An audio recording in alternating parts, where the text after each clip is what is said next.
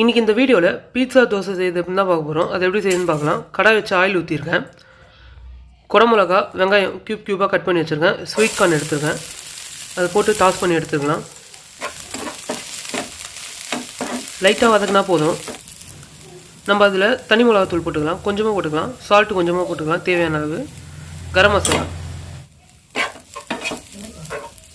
லைட்டாக மிக்ஸ் பண்ணி எடுத்துக்கலாம்.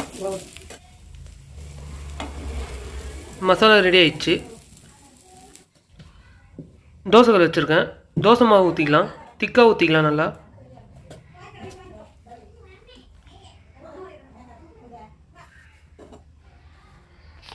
மசாலா போட்டு வதக்கி வச்சுருக்க வெஜிடபிள்ஸை தோசை மேலே போட்டுக்கலாம்.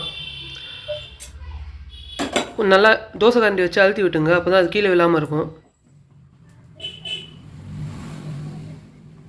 தோசை மாவு ஊற்றினோடனே அது மேலே போட்டுருங்க, இல்லைன்னா ஒட்டாது. அது மேலே கொஞ்சம் லைட்டாக ஆயில் ஊற்றி விட்டுக்கலாம். சீஸ் மேலே திருவி விட்டுக்கலாம்.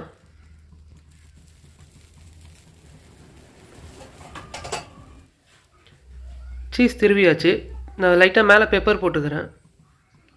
ஸ்லோ ஃபயர் வச்சு மூடி போட்டு 5 நிமிஷம் குக் பண்ணி எடுத்துக்கலாம். 5 நிமிஷம் ஆயிடுச்சு. ஓப்பன் பண்ணி எடுத்துக்கலாம். வெந்துச்சு. பீஸா ரெடி ஆயிடுச்சு.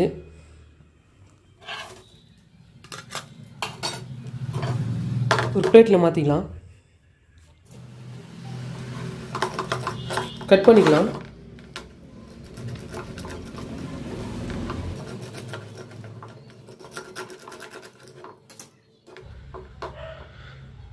பீஸா தோசை ரெடி ஆயிடுச்சு. இந்த வீடியோ பிடிச்சிருந்தால் லைக் பண்ணுங்கள், ஷேர் பண்ணுங்கள். டேஸ்டி ரெசிபிஸ் தமிழ் சேனலை சப்ஸ்கிரைப் பண்ணுங்கள்.